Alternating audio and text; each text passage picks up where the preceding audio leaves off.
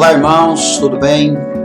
Vamos novamente continuar aqui com nossos estudos de antropologia e sociologia, nesta matéria que é bem diferenciada, né? Uma matéria em que nós estudamos as relações sociais. No último vídeo, nós terminamos assim bruscamente, porque começou a dar um clique aqui no computador, eu tive que encerrar, mas eu vi que já estava fechando também o conteúdo. Tá? Falamos então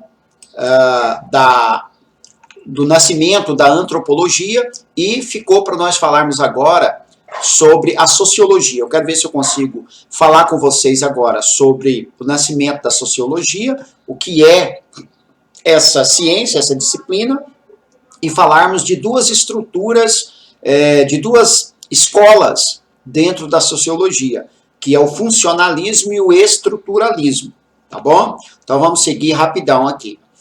A sociologia é uma ciência dos fatos sociais. Vimos que na introdução dessas duas disciplinas, que são duas disciplinas relativamente novas, né? Onde os seus estudiosos, observadores, eles vão observar a sociedade, vão observar o comportamento do ser humano, para que a partir desses comportamentos, dessas relações, possa entender, então, o homem.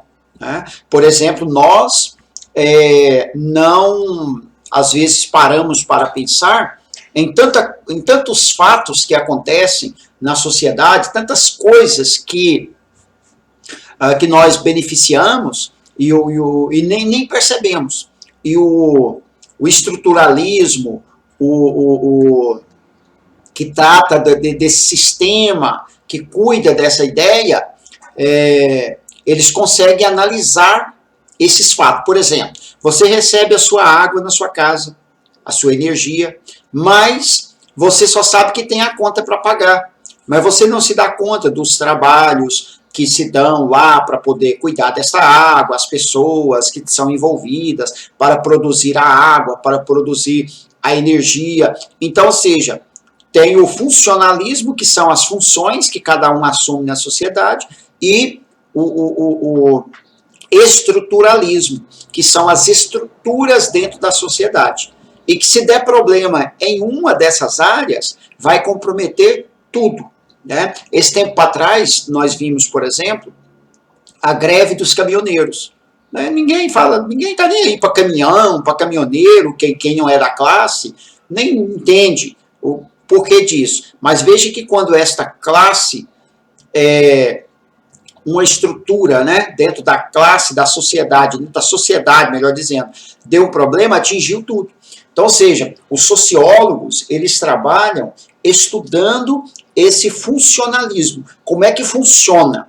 Né? Por isso que é importante a gente conhecer. Para quê? Para que cada um de nós possamos fazer a nossa parte e, ao mesmo tempo, compreender a importância daqueles que fazem outras coisas que nós não fazemos. Né? E dentro da sociedade, nós já dizemos, das estruturas, você tem aí a política, você tem a igreja, você tem a família, você tem a escola, você tem hospitais, você tem os profissionais, todos envolvidos nesta teia, né, de organização. Para quê? Para funcionar a sociedade. E quando nós, então, conhecemos isso, facilita o seu trabalho na igreja, facilita o seu trabalho de evangelismo, facilita o seu trabalho até mesmo de compreender, né, o valor das outras pessoas. Hoje, por exemplo, quando nós falamos em valor, sempre é comparado em unidades monetárias, né, quantidade financeira,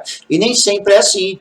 Por exemplo, a classe dos garis, que são os varredores de rua, aquele que pega o lixo aí na sua porta, tão desvalorizado, mas deixa eles fazer greve para ver o fedor que vai ficar a sua rua, né, a imundícia que vai acontecer na cidade. Então, nós conhecendo essa funcionalidade de toda a sociedade, todas essas engrenagens, vai nos ajudar a valorizar cada grupo de trabalhador, né? O pedreiro, o médico, o dentista, o faxineiro, todos eles. Então, a sociologia, ela olha, ela observa esta relação que se dá, né? Eu estou fazendo aqui com a mão, que se dá, como que tudo se encaixa quando cada um faz a sua parte. E muitas dessas coisas, como eu já disse, a gente faz e nem observa. Mas vamos ver. Ao partir do pressuposto de que o conhecimento sociológico é um projeto intelectual bastante denso e conflitante, que teve sua origem na tentativa de compreender situações sociais novas, criadas pela então nascente sociedade capitalista, caracterizada pelo predomínio do lucro, advindo do investimento do capital. Ou seja, esta, especificamente, ciência, a sociologia, ela nasceu exatamente quando o mundo estava sofrendo uma mudança drástica, com o chamado, a chamada industrialização, né? A Revolução Industrial, que deixou muitas pessoas desempregadas, muitas pessoas jogadas na sociedade. Então, esses estudiosos, eles passaram a observar esses fenômenos de mudança que acontecem na sociedade, para poder tentar, primeiramente, entender e depois conseguir trazer melhora. Né? Então, quando houve a Revolução Industrial, muitas pessoas perderam o emprego para as máquinas, muitas pessoas não estavam preparadas, qualificadas para poder trabalhar, e os sociólogos, então, começam a estudar tudo isso. E, através desse estudo, dessa observação, nasce, então, as políticas de proteção do trabalho, as políticas de proteção ao emprego e daí por diante. Então, vejamos bem que isso é muito importante. A trajetória da sociologia tem sido uma constante tentativa de diálogo com a sociedade capitalista. Se nós temos, por um lado, o capitalismo que vale o poder do capital, por outro lado, nós temos, então, a sociologia que, estudando isso, averigua que o capitalismo, ele não pode ser aquele capitalismo selvagem. Por quê? Porque precisa cuidar das pessoas. Como falamos, a sociedade ela é uma teia que envolve muitas pessoas. Então, eu não posso querer melhorar a minha vida na sociedade em detrimento dos prejuízos que outras pessoas vão ter. Então, através disso, nascem as políticas de transformações, de mudanças, de conquistas e etc. Né? As transformações econômicas, políticas e culturais que ocorrem nesta época colocaram problemas inéditos para o homem resolver. E aí dentro aí, você vai ler a apostila, você vai ver aí ó, a Revolução Industrial, que aconteceu no século XVIII, a Revolução Francesa, ou Revolução Intelectual ou Burguesa, Estado que assegurasse sua autonomia em face da igreja. Então, são muitas mudanças sociais. E a igreja precisa saber disso. Nós, líderes nas igrejas, precisamos entender, né, para que nós não venhamos pensar que estamos vivendo sozinhos, vivendo alheio. A igreja ela é uma peça da sociedade. Então, independente da questão muitas vezes espiritual, o papel espiritual que a igreja exerce, a igreja ela é um organismo nesta sociedade. Ela faz parte dessa estrutura.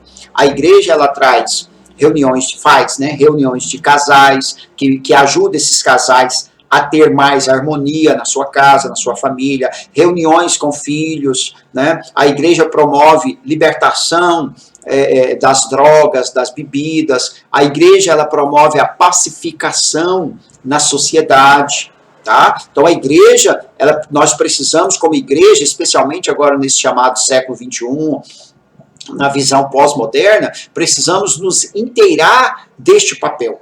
E mais do que nunca, pelo contrário de que muitas pessoas erroneamente dizem e falam mal da igreja, as igrejas supervalorizadas e muito importante na sociedade.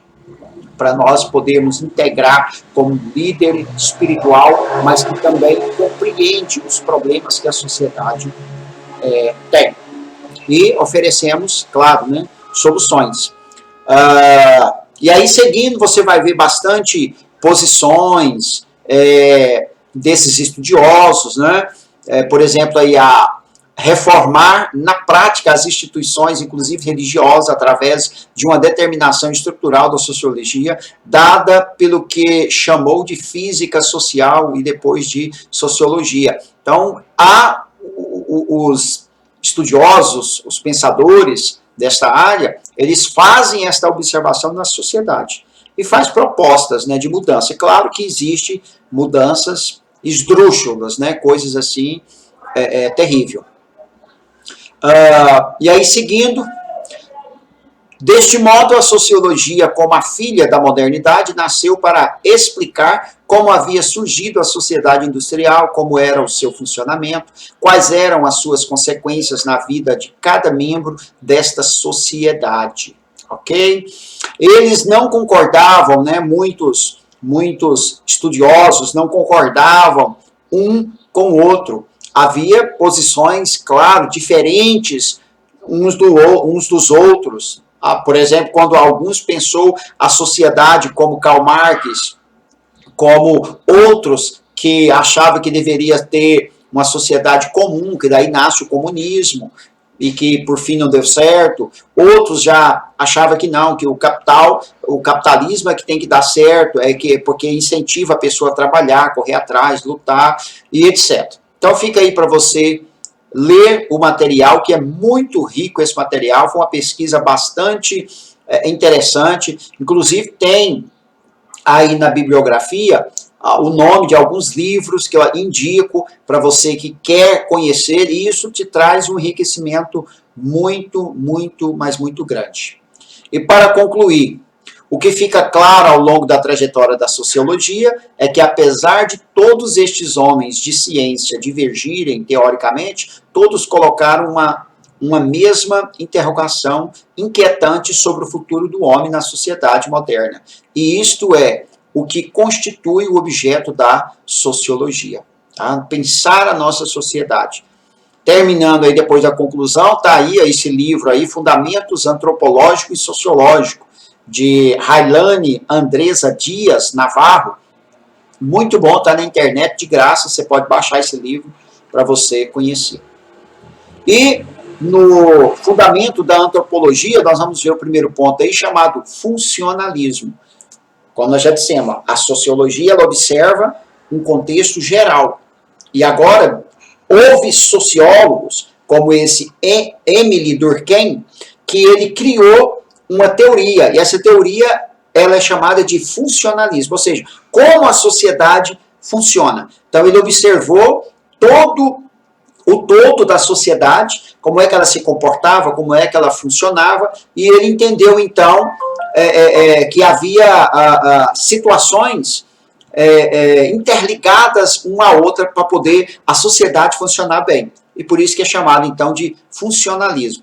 E diz assim: funcionalismo é uma teoria adaptada para diferentes campos de conhecimento, como filosofia, psicologia, antropologia. E seu principal objetivo é explicar a sociedade, as ações coletivas, individuais, a partir de causalidade, ou seja, de funções. Desta forma, a sociedade, ou o que se observa a partir dessa teoria, é compreendida como um organismo composto por órgãos relacionados e com funções específicas. Nós já dissemos, né, que muita coisa dentro da sociedade funciona, como está aqui essa teoria, o funcionalismo, e nós às vezes nem damos conta. Mas quando nós, então, fazemos a observação, como Émile Durkheim fez, ele chamou essa teoria de funcionalismo. Como é que uma coisa está interligada na outra, a sociedade, para que ela possa funcionar.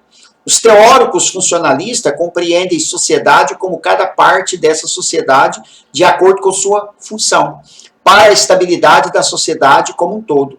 Esta visão é, portanto, sistêmica. Né? Observe como é que ela funciona, como é que ela interage, né? Para poder criar mecanismo, melhorar, criar políticas públicas, compreender e etc.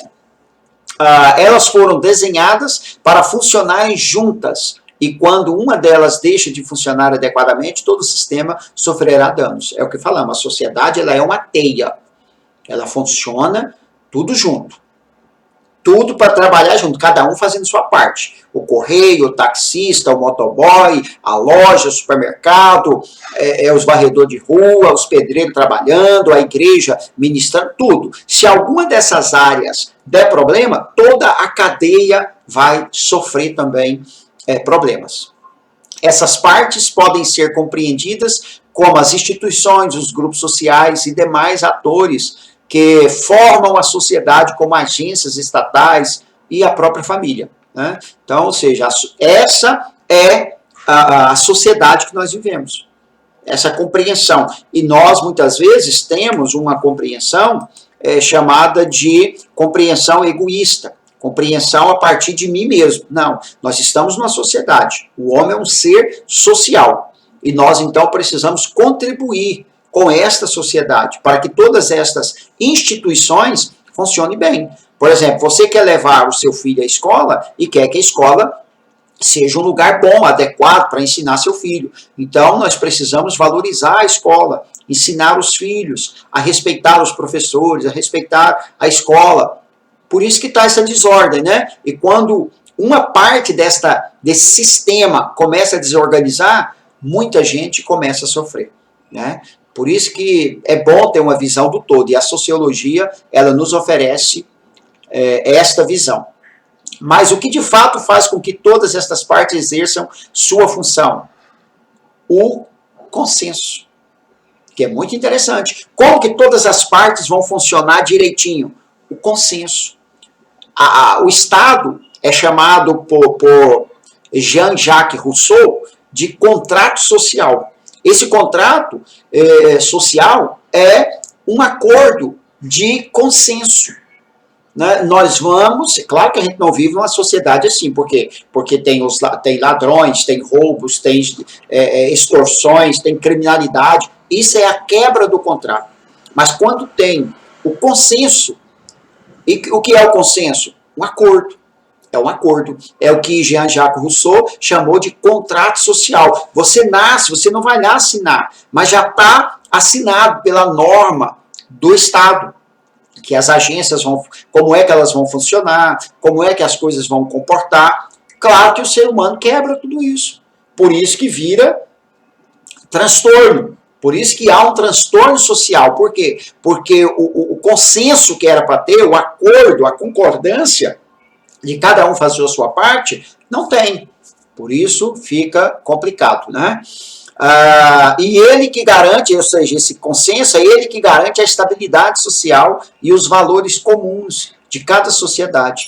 Este modelo de análise influenciou muitos estudos em diferentes momentos, mas especialmente trabalhos sobre cultura, instituições, participação social e etc. E isso foi feito por Durkheim, Emile Durkheim.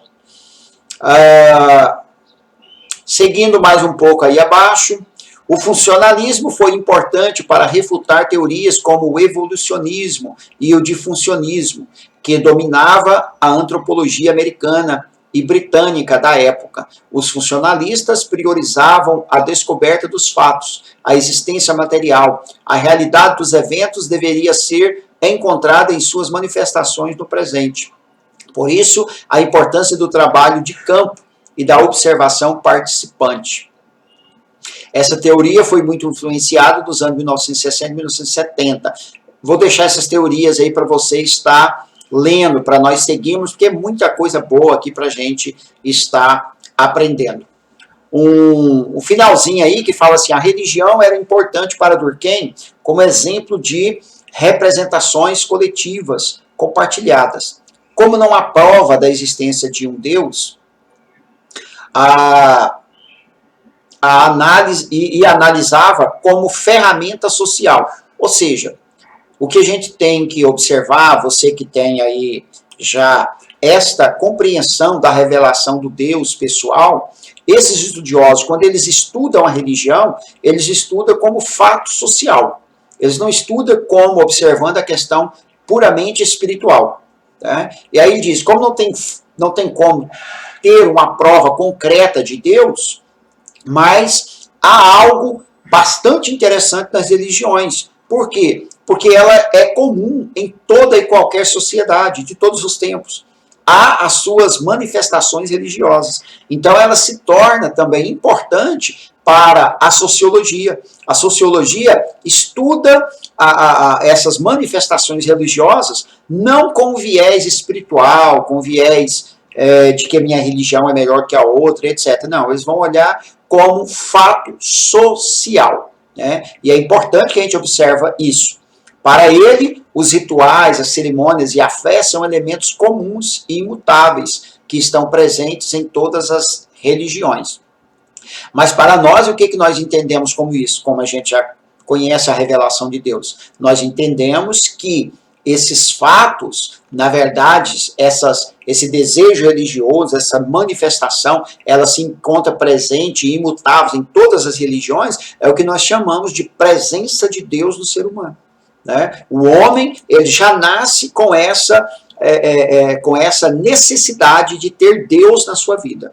E na tentativa de encontrar o Deus verdadeiro, eles adotam muitas outras coisas erradas. Né? Mas o que o Durkheim percebe como um fato que está presente em toda a sociedade, as religiões, nós entendemos que isso está intrínseca no próprio ser humano, porque Deus os fez assim.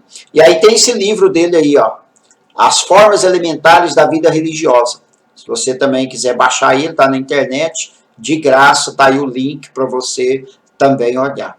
E o próximo ponto aí é o ponto do Claude Lévi-Strauss, que é o estruturalismo. Ele agora, o Durkheim, ele estudou a sociedade de um ponto chamado funcionalismo. Como é que ela funciona? O Lévi-Strauss, ele vai dizer que a sociedade ela tem estruturas prontas, né? E essas estruturas são que faz a sociedade funcionar. Diz assim, Claude Lévi-Strauss foi um grande nome do século XX e grande parte de sua fama se deve aos seus estudos e suas contribuições na filosofia, principalmente na área da antropologia. Suas pesquisas são de grande importância para a sociedade atual e ajudam a entender o homem com suas relações e seus costumes. É o estudo no âmbito da antropologia cultural, né, social, e que busca uma apreciação analítica e comparativa das culturas. É isso que Lévi-Strauss vai fazer. Ele vai criticar o sistema passado, que os estudiosos faziam os seus estudos antropológicos e sociológicos de longe, mas ele não, ele vai ir in loco, ele vai lá pesquisar. Tá? Esse estudioso é bastante recente, morreu tem pouco tempo.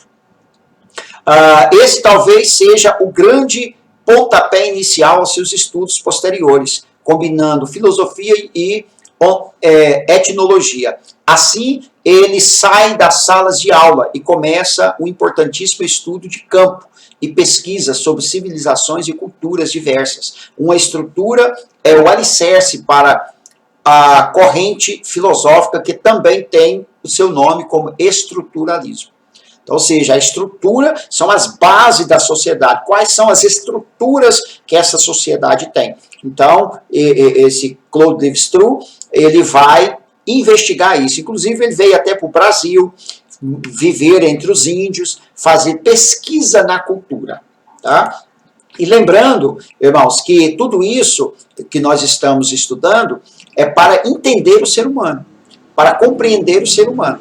E não somente compreender o ser humano pelo lado espiritual, que é o que nós mais fazemos. Mas esta matéria, ela tem a finalidade de estar nos posicionando frente à sociedade, né? Compreendendo as culturas, compreendendo as outras pessoas, entendendo as outras pessoas. Nós mesmos já sofremos muitas discriminações, sofremos muitas perseguições. Então, a igreja ela não pode fazer esse papel. Nós precisamos, então, entender que a sociedade precisa da igreja, a igreja precisa da sociedade, porque uma igreja sem ter uma sociedade para ela trabalhar não vai influenciar ninguém. Tá?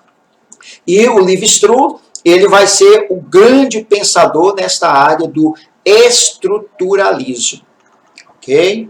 O estruturalismo, que sofre influência do pensamento dialético, da fenomenologia existencial e até da geologia, mas que nasce das pesquisas de campo e não do raciocínio especulativo. É uma tentativa de reconciliar a teoria com a prática. Levi-Strauss procurou uma ponte entre o lógico e o empírico, um fundamento que pudesse dar conta da diversidade do mundo, um instrumental que fosse deduzido do real, algo que não fosse a simples descrição do empírico imediato, que não se resvalasse para o devaneio, para a pura abstração, que fosse uma teoria do positivo.